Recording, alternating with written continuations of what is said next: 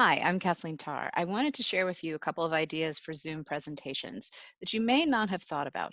Of course, Zoom offers screen share so that you can narrate slides, show yourself in a corner while you're doing so, but maybe you haven't thought about some of the possibilities with Zoom. If you use a virtual background, there are a couple of options that you may not have thought about, but I think they're very exciting.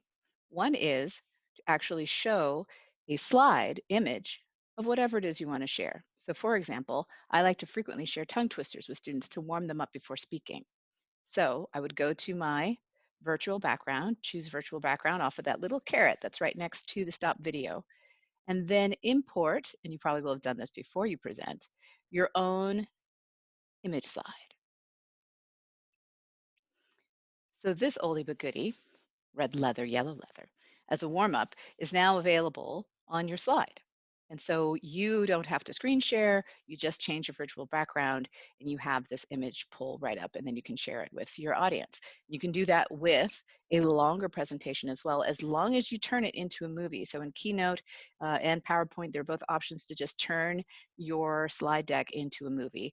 You can do so with timings that you put in or with standard timings.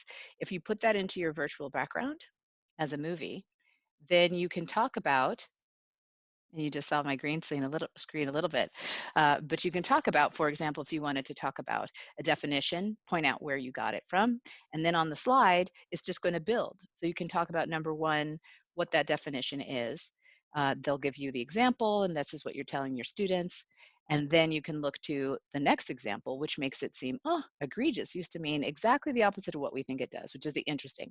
Of course, it will recycle. And this also requires if you read backwards, or you can choose not to mirror. And that you can do also in the video. When you choose your virtual background, it'll say mirror my video so that you're looking as if in a mirror, but your text will be backwards. Or you can unclick that. And then the text is someplace that you can read. You just have to get used to which way your hands are moving. There are also some other options if you choose to be creative with a green screen. This is what I thought of because I thought maybe I don't have to dress up every single time I go to a meeting. And I'll show you in just a second. I'm going to take a pause and come back and show you just what I mean.